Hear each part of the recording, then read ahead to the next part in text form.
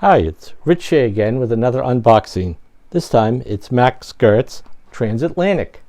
Now, this game hasn't received lots of love online because people said it was too similar to his incredible Concordia. Of course, would that be a bad thing? But I got a chance to play it at TotalCon, a great local convention, TotalCon.com. Check it out for next February. And Will Plant taught it to me. Thanks, Will. I had to chase him around for a while till we could finally hook up, and it was the last thing I learned. But it's different enough from Concordia that I got my own copy, and here it is.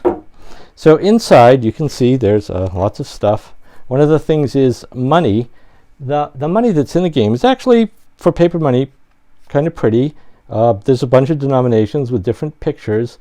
It's not hidden money. 10s, 20s, 50s, 100s, and I think it might be as high up as it goes. So that's the money. It's quite nice. It's slightly semi-glossy and it's pretty thick. It's not flimsy paper, and I like it. There's all the wooden bits.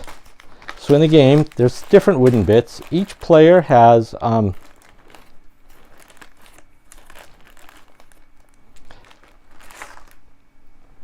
captains that you put on the ships to mark that they're yours when they're in play.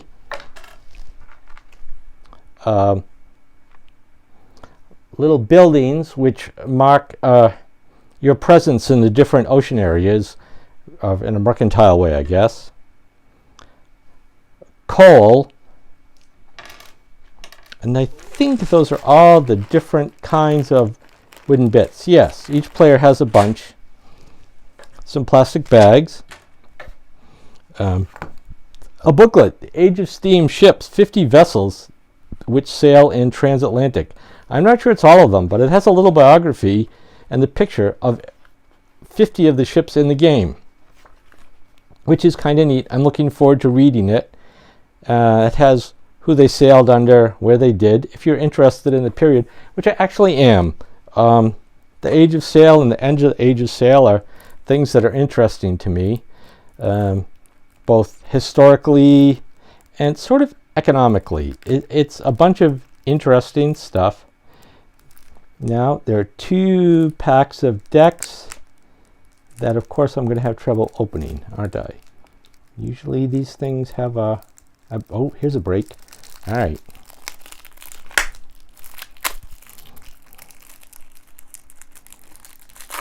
They're basically several kinds of cards. These are the action cards. You'll play one to do something. And if you play Concordia, it's sort of similar to Concordia. You play a card and you do what the card says on it. A bunch of other mechanisms are different.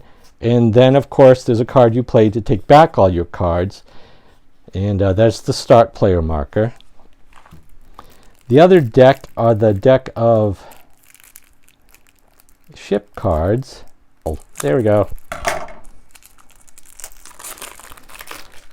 These are the ship cards. Each card represents an actual individual ship with a year, I guess the port it was sailed out of first, the name, the cost to buy the ship. Now, I think these are actually starting ones. The tonnage, the maximum speed, and how many passengers it carries compared to others. Each ship has a different year on it. And also, these are the starting ones. They're brown. But each ship also belongs to a different color.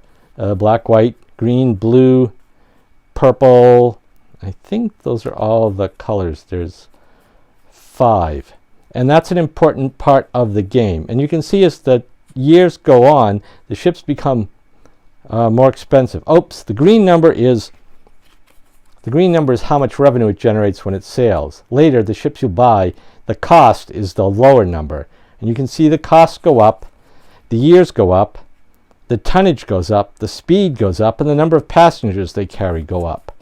Until we get to the Titanic, the Imperator, Aquitania, and the last, for each of the colors, there's like a port city thing that has a fixed cost, and it's basically shows you the end of the game's coming and lets you add a multiplier to a color.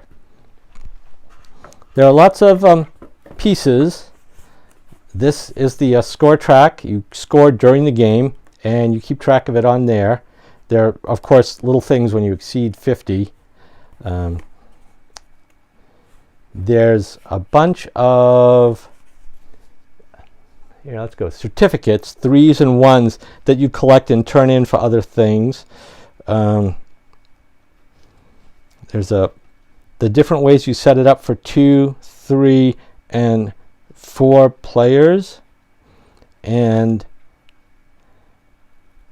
I think sort of when it ends.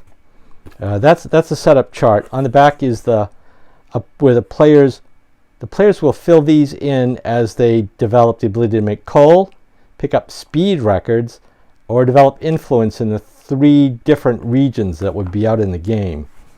I guess we won't look at it right now.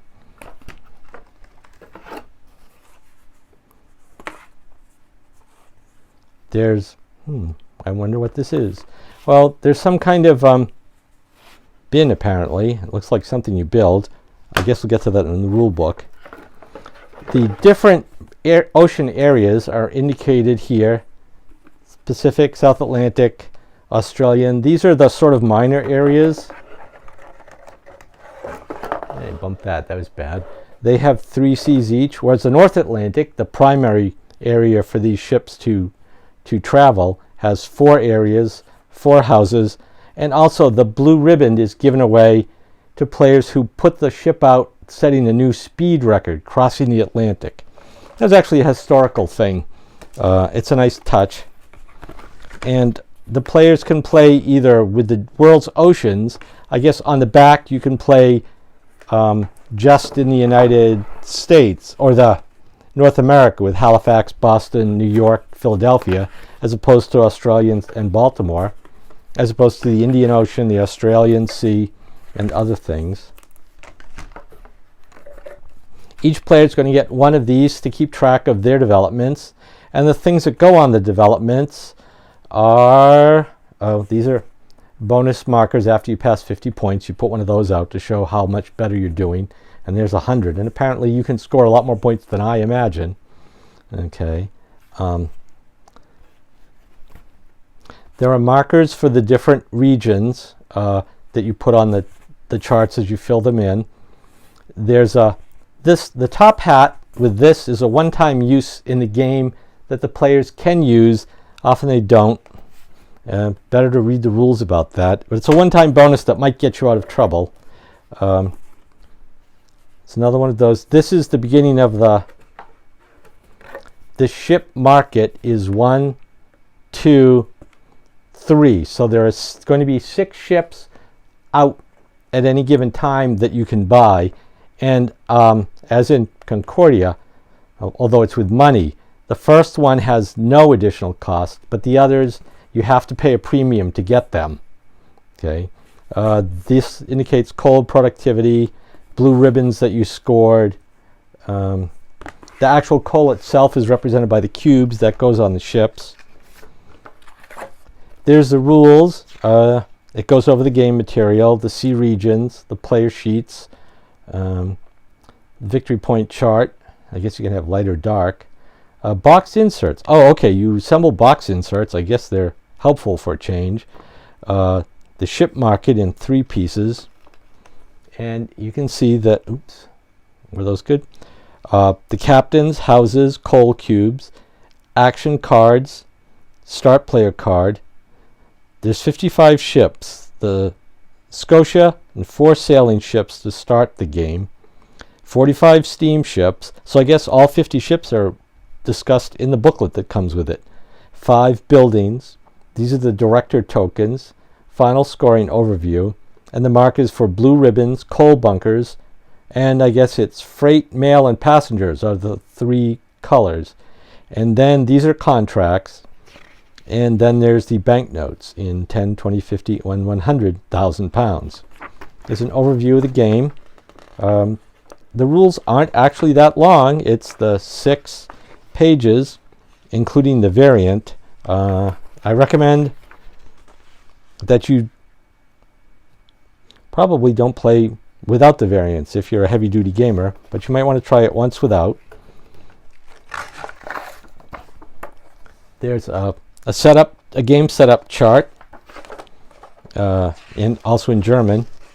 Ooh, and a poster of all the ships.